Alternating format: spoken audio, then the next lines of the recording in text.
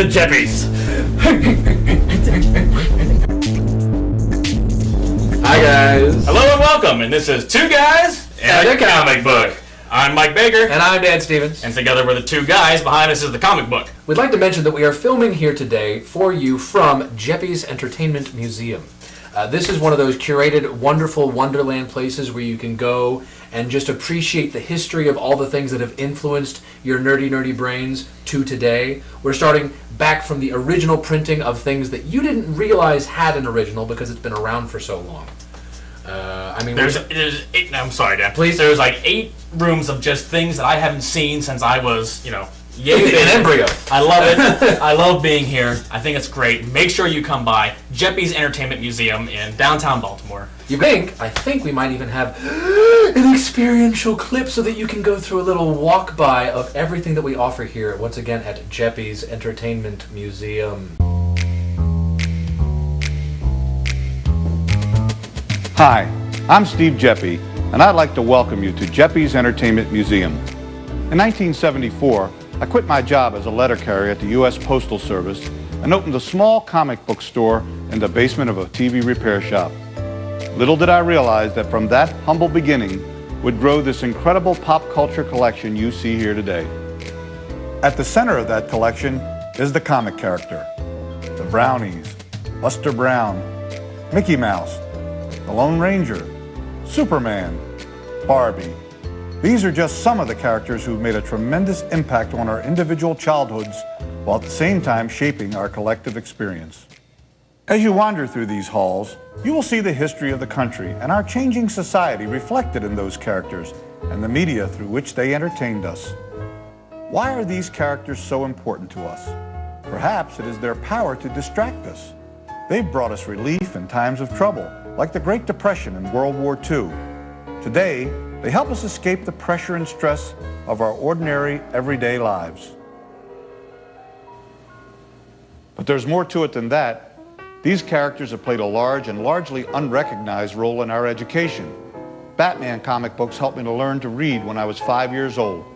Thanks, big guy. Welcome back, guys, and thank you, Steve, for that lovely intro. So today we're going to talk about things that friends like to talk about, which is nothing of any importance, being comic books, but they are the most important, unimportant thing. And what sort of comic book? Let's go with the trade paperback format. Okay. Let's talk about the advantages of having the story there instead of a week-by-week sort of thing. All right, I'll take disadvantages to having the whole thing there. I'll start with the simple fact that serialized episodic storytelling has been a part of the human condition since what? Since Melville? Since Moby Dick? Since I think drawings on caves, right? You see the man, and you see the buffalo, and then you see the buffalo, and then you see... okay, well, yes. But you see the blood against the wall. And I mean, to be fair, the first recorded episodic narrative was probably like the Old Testament and the New Testament. We started off with this very interesting Old Testament. Now we're talking about this new guy Jesus. Have you heard about this new guy Jesus? And I hear he's they're just writing the best. installments, and they keep writing like new gospels. But I would say that people want to be put in a feeling of suspense. They want that. They want that. Find out next week on Breaking Bad. On Breaking Bad, on Game of Thrones. So then let's think about that for a second. So we have, instead of having it all in one, simple to read trade paperback, let's go with something like the Civil War event from Marvel that happened a few years back. Okay. Great event, and it's all been collected now over I think 15 There's trades. a lot of trades. Like that.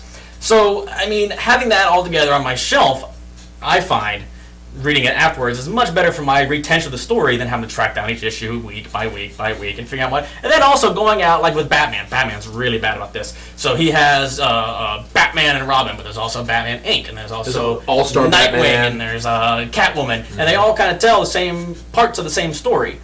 Well, So except, if you except just when you follow- have different authors, is everybody meeting in the same boardroom and saying, all right, we're going to talk about this thing, and this thing. You got that, I've got this, You know, you've got that's this. such a wonderful question. That's a whole I wish, different. can anybody that's a tell whole us, different ladies and topic, I gentlemen of think. the world and internet, please somebody tell us how they write these things. And I'll tell you, they don't make any sense. If you read Batman recently, I don't know if you have or not. I've made a point not to. They make it a point, so you can't. Honestly, So there's just no point to it's try. impossible. To Well, because follow everybody's got their stories. own take on this very iconic character. You know, Batman is supposed to be this, or Batman is supposed to be this. You know, you insist that he's supposed to be the world's greatest detective. Other people want him to be a ninja. Like that's the success of the Nolan. Other people Batman. want him to gargle. You know. Who's shooting me? So I mean, there's that. So I don't want to talk about Batman if we. Well, okay, if we can don't help have it. to. So, okay, the argument that I think you're putting together is that if we have immediately accessible, you know, because the classic comic books, you're not going to get them in a serialized format anymore. If you look at those like anthologied X-Men or the compiled like, the 2-inch the thick complete, you know, binder, they the would whole suggest Phoenix Saga this is from everything you 1980, need whatever. to know, or like Deadpool back when he was boring. People would insist that that's the way to get your comic book history. But I think if you're going to be a part of the modern day, everyday comic book conversation, then feeling like you're on pins and needles, feeling like there's an incomplete conversation to be had, like you're in my discussion as to what's the most topical Batman, can only go so far As because the narrative isn't where, done. well, that and how far have we read it? So I'm going to play my own devil's advocate here, Okay. and jump on your boat here real quick. Bring it on. 'Cause here I am. I just finished the Ultimates 2, which Right. I think came out in 2005-ish. Okay. So I That's really, Millar? I Is really, that still Millar? I don't know who wrote it. Okay. I gotta check that Keep out. going. I read it digitally, so I didn't really pay attention. You don't care. So, I'm a bad comic guy.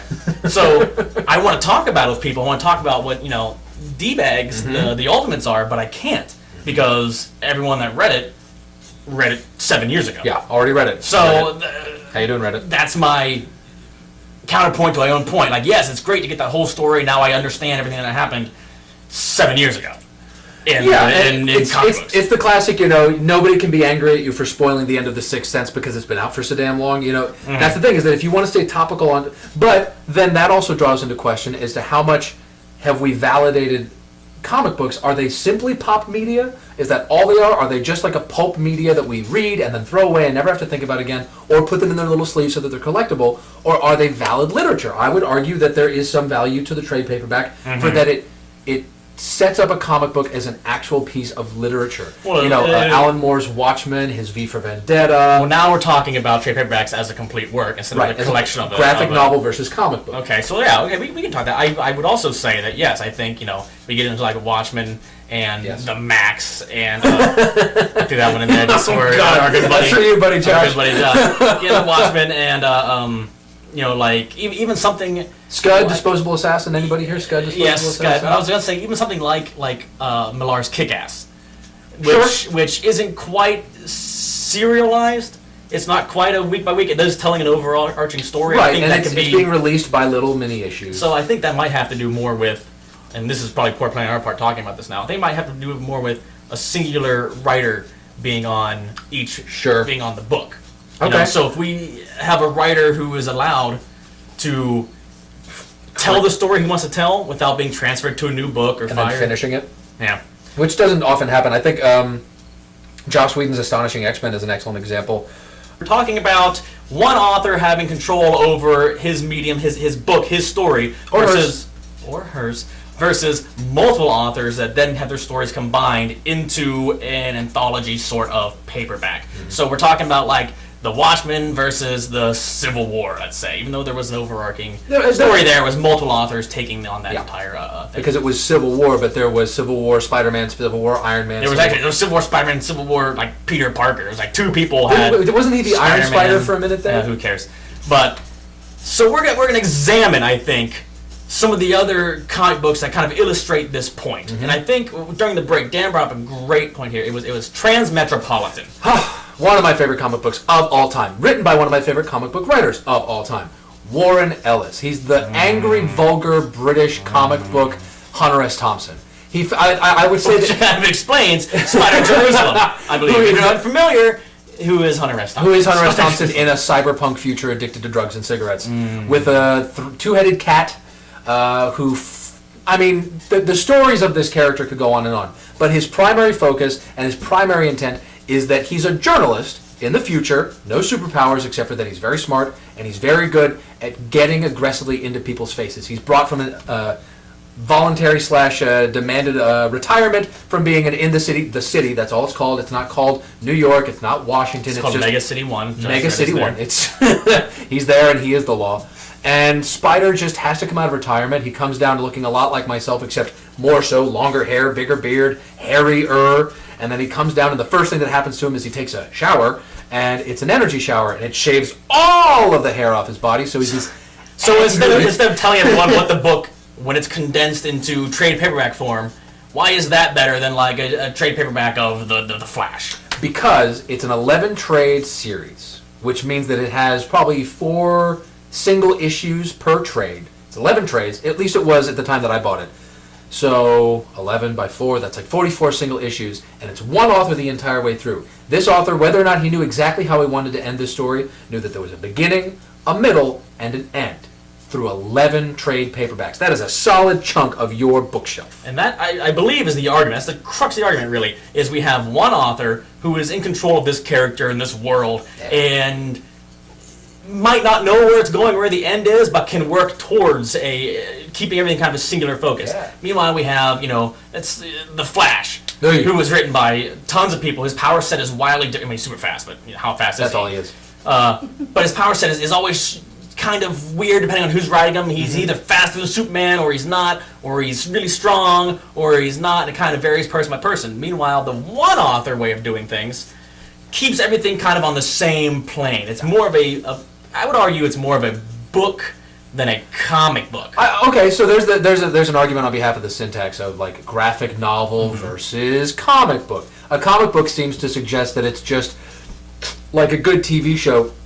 It's got a team of authors who all contribute their ideas, but it's got one unifying theme, whereas a graphic novel, like any other proper novel, is going to have a single unified authorial voice. Transmetropolitan is an excellent example. Alan Moore seems to be the classic failsafe in any argument with a real people media person. If you just say, but Alan Moore wrote The Watchmen, which is one of the top-rated novels of all time, then I win, because it's a comic book that's also excellent. Well, then, let's look at someone who walks on both sides of the fence for a second. Let's look at Frank Miller. Okay, so Frank Miller, we have arguably one of my favorite graphic novels is the Sin City series. Everybody loves Sin City. Loves Sin City. But he also does normal comic books as well. But he does them, I think, when he used to, really well. My favorite being when he brought Daredevil back from the Oh, break. yeah. I forget that was him. And Elektra, right? Like Elektra. Yes, he's the one that killed Elektra, was Frank Miller. Spoiler alert. Oh, she's dead like 5 or 6 times. Dude, that bullseye guy hates her. She just hates her whole abdomen area. So we have Frank Miller, who I think is really good about telling a beginning, middle, and end story, even if it is with a serialized character. Yeah. So I think now our argument is devolving less into what's better, single issues or trade paperbacks, and is more into the author owning that story. I think is what's happening here. So we're creating definitive narratives. Joss Whedon recently like 5 years ago, did a run of the Astonishing X-Men that was actually taken over by Warren Ellis. Fun little sidebar there. But Whedon created a very clear-cut beginning, middle, and end narrative. And it's a part of the X-Men canon. Can anybody please define for me the idea of what a canon is as far as it refers to comic books? Canon, so far as I know, is the commonly accepted this happened to this character. So a million things have happened to Spider-Man. He was alive, he was dead, he burst out of himself becoming an actual spider, then became a man again, then he got divorced by the devil. And all that's considered canon. Some of it's more canon than others. And then we've got what ifs, just to throw it in there. This doesn't actually happen, but it's a really cool story I want to tell. Then there's all the Elseworlds and whatnot, which arguably, I'm going to keep trying to bring this back on point. Bring it on. Arguably, Elseworld comic books afford the writers that chance to take the characters we all know and love and put them into those situations with beginning, middles, and ends. What are we talking about on the drive here? 1602. Yeah. Great example. Marvel 1602. Yeah, Gotham by Gaslight. Another great example. It's characters that we know and we love, but we take them out of canon, so the author can tell a story beginning, middle, and end. And sometimes, more often than not, ends up with those characters either dying or someone close to them dying or something really big happening that would not be accepted in the, DC or Marvel universe as a whole, the 616 continuity from Marvel. But it still effectively challenges the conventions of what we set these characters up to fit within. Like Marvel 1602 is a Neil Gaiman they went on to keep writing it, which of course was a huge mistake because it didn't stay interesting. It got just dumb. Not dumb. So go check that out. Yeah, read it. 1603. I think it's 1604. Is it 2 years later, they skipped as opposed to 3. the usual 1 year later. I love the film convention of any narrative convention of 1 year later. You can do anything Sometime in has passed. 1 year later. Now You See Me with Andrew Garfield. Why you keep going on to different... Well, because I think it's an interesting conversation. If we can draw everything together and bring it back at the end. It's the 1 year later idea that you can do anything within the narrative. And these what ifs, these else worlds, do the same thing, except they don't need a 1 year later. They just say, this never Somewhere happened. else this happened. Yeah, in another alternate dimension. That's the thing that everybody likes to talk about. Warren Ellis, again, made the fractal universe. I think the it was DC universe. I think it was Ellis, and if it wasn't, do some checking up. If it wasn't him, don't put this part anywhere. But I want to talk about the Killing Joke. Okay? Yeah. So sometimes this is another Batman story, but sometimes you can get in the way where the artist has a clear story he wants to tell, beginning, middle, and end, and it begins as an Elseworld sort of tale because in the Killing Joke, spoiler alert, put it down on the screen or whatever. Barbara Gordon gets shot by the Joker and she gets paralyzed. She's then awful things happen to her. I don't want to talk about it. But at the end of the book, it is heavily implied that Batman kills the Joker. Spoiler alert. It's heavily implied that he kills him there. Yet the Joker's still in the books. He's still around. He's not dead. So then you have to ask, was that an Elseworlds tale or wasn't it? And then here's the other thing, is they've accepted it into DC canon because Barbara Gordon was paralyzed. Yeah, she was Oracle for so long. So now you have to ask, what parts of this story actually happened and what didn't? Clearly, this is the worst thing. I never took it that he killed the Joker. It's heavily implied. Wow. If you kind of watch it again, and I wish, and we might put it on screen here, the last page. So we see the Joker tells an awful joke about the flashlight. Great joke. It's a great Joker joke. Everybody laugh. Roll on snare. So he tells this joke, whatever, and then Joker starts laughing and Batman starts laughing, and it kind of pans down, and you see there's a I'm gonna kind of get not technical but kind of symbolic here. Okay. So we see the rain. Metaphor. We see a light between them. Okay. So here's the obvious line between Batman and the Joker. This is what this represents. They're laughing. Suddenly the laughing stops. It just isn't there anymore. So there's just a blank page with the line, and then the very last panel is the line is now gone. Ooh. Okay. So it's implied. The whole point of the story is, what if Batman had one bad day? So we try to make that's what it is. Okay. So we had Jim Gordon had a bad day. Yeah. Barbara Gordon had a bad day. Okay. A terrible day. The Joker had a bad day and became the Joker. Bruce Wayne had a bad day and became Batman. Okay. What if Batman had a bad day? So it's kind of the Joker's trying to break Batman here, and this very last panel where Batman starts laughing with the Joker, same font, it looks exactly the same, and then the line between them disappears after the laughing stops. In reference to, of course, the flashlight joke that the Joker uses to get him to laugh, which is, two lunatics trying to cross a bridge, So then the question is asked, why did the laughing stop and why is the line gone? Okay. Yeah, I think it's heavily implied Joker's gone because the Joker isn't needed anymore. He's part of Batman now. They're the same side. They're two sides of the same coin, right? Okay. Now they're not. They're the same. Batman had a bad day. That's obviously not canon. That's not canon. That's what this show's called now. It's canon. So Batman. Sarcastic air quotes. Canon. It's a fun little side note. Canon is its own plural. There are 15 canon. There are not 15 canons. You can canon something. Well, you can put things in. So with that, I think we can wrap this up. We can put it in We the can. can. Can we put it in the can? Can do. We're going to go to a break. We're going to go to a break. Anyway, That's what we're we'll gonna be do. back. Bye, guys. It started small. Then it went global. Gamers from North America coming together with gamers from all around the world, from all walks of life.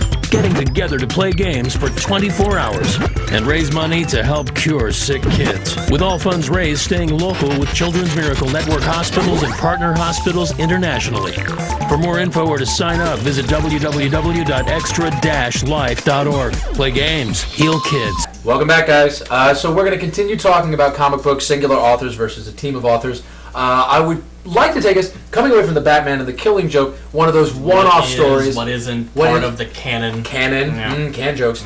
I can bring us back to Neil Gaiman. I think one of the acknowledged greats of modern playwriting. I keep coming back to the theater. One of the modern greats of comic book authoring, because he's not only that, storytelling. He's written novels. He's written novels. He's written screenplays. He's just one of those Renaissance authors that writes for everybody. Gaiman, who's responsible most notably, of course, for the Sandman series, but also for a lesser-known Batman story, Arkham Asylum. Or isn't that a Serious House on Serious Earth? Okay, so there's the Dave McKean Arkham Asylum, and then there's other works that he's done with other authors. Arkham Asylum, which is also now a video game, but not quite exactly the same game, but it's basically the thought is putting Batman, and this, speaking in the idea of a fractured fairy tale, taking something, riffing off of it, and this is what Disney's been doing for its entire career. This is what modern storytellers have been doing since time immemorial, is take something that's good and steal it and put a different face on it. Repackage it as their own. And then sell it and make money off of it. So what Gaiman did is he took Batman, everybody loves Batman, and Batman is successful, and I was actually watching a video about cosplayers the other day that was talking about that Batman is successful because his rogues gallery, the established cast of characters that are his bad guys, is way more interesting than he is. Way more interesting than he is. By a lot. And also because they're all of the characters that function well in a Batman universe, including Batman himself, are damaged geniuses. They're all broken. They're all scientists. Or brilliant of their own accord. Batman started off just being an exceptional man with emotional issues. So let's take it to the fact that all of his rogues, when they're not out on the streets causing trouble, are in one asylum, Arkham Asylum. So Batman has to go into that asylum every once in a while when they decide to take the place over. What does that sound even vaguely like? One person delving into the Heart of Darkness, if not necessarily Conrad's Heart of Darkness, but it's Alice Star Trek in the Darkness. Oh. Yeah. Con! It's Alice in Wonderland. It's the classic tale of somebody diving face first into a world they couldn't possibly understand, except for that they somehow perfectly fit there. That symbolism is great, because you got the Mad Hatter, and then you have the Mad Hatter. Yeah. But then you've also, of course, got the one single Cheshire Cat smile of the Joker, who's constantly trying to bring... The entire story is about Batman diving further and further into the madness of this world. The game does a decent job of referencing the themes herein, but mainly gamifying all this. A video game has to give you a certain sense of agency that a comic book simply doesn't. But this comic is by Dave McKean, who's one of these celebrated soft brush, watercolor, soft brush painters. He did Signal to Noise. He did actually find a lot of success working with Gaiman in the Sandman series.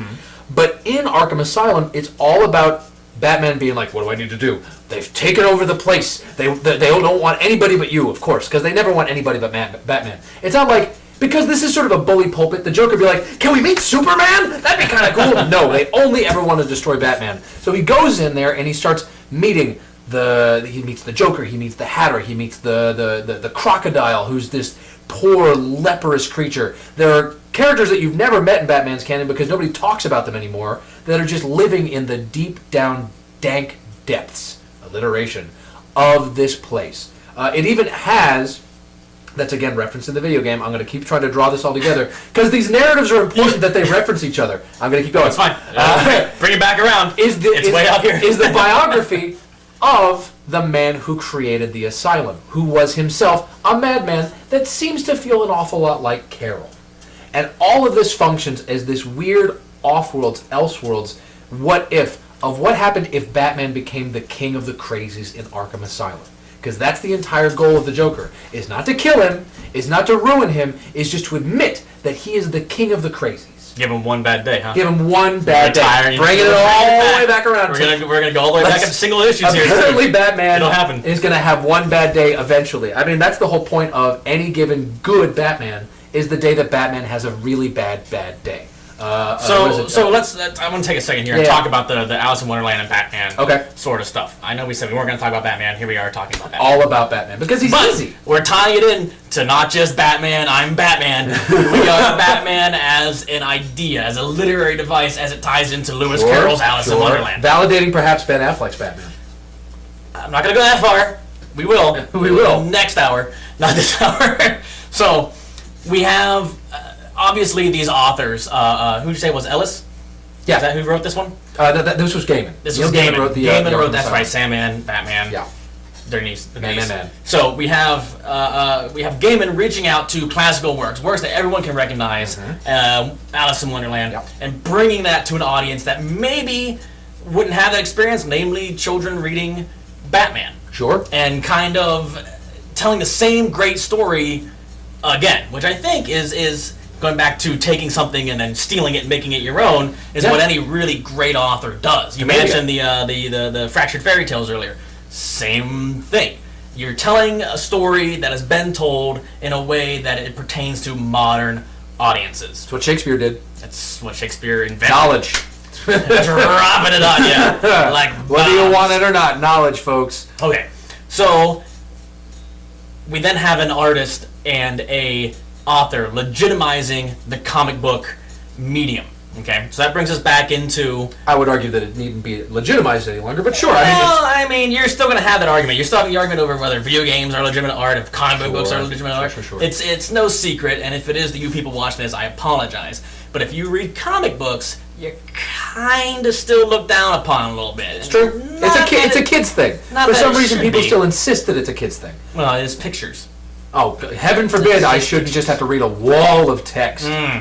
So, but we have these great stories being translated into this medium that is, again, for kids, basically. And for people to kind of understand that same great story. So then we come back into that, if I remember right, was a singular book. Yeah, just a it single wasn't. trade. It wasn't Just a serialized. It wasn't like find out if he meets the cat next week. It's the Joker's here right now. Yeah. So then that kind of brings us back to trade paperback versus the single issues, Yeah. right? Yeah. So I think the answer to our original question that we posed at the beginning of this thing, which is better, do we serialize our stories or do we have them all collected for us? We can read them at a later date. No. I think the answer lies somewhere in the middle and is labeled. It depends on who's writing it. I think that's true for any written work ever. You look at TV shows that have teams of writers, and they're pretty good, and they've got a pretty solid continuity, and then the writers change, and it all goes to pot. Dexter is a good example of that. I never watched it. It's not very good anymore. I'll be back right after this. Being a hero.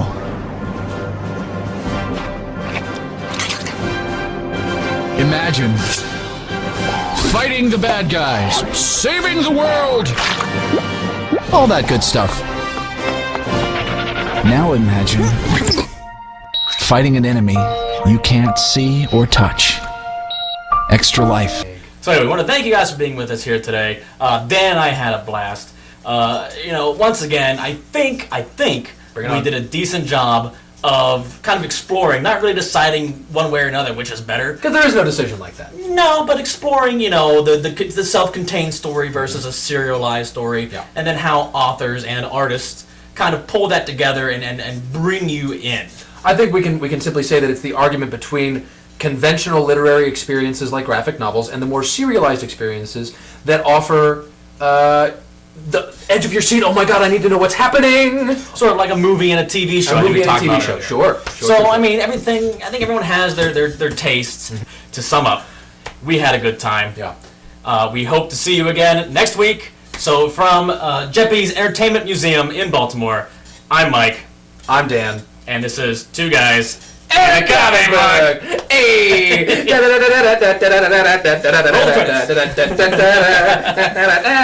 If you want to see Dan and I out, It's Daniel Stevens is an actor. DanielStevens.is.n.actor at Facebook.com.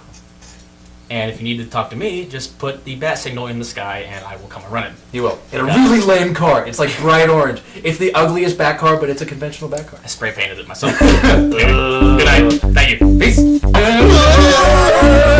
Should we go Star Trek shaky cam?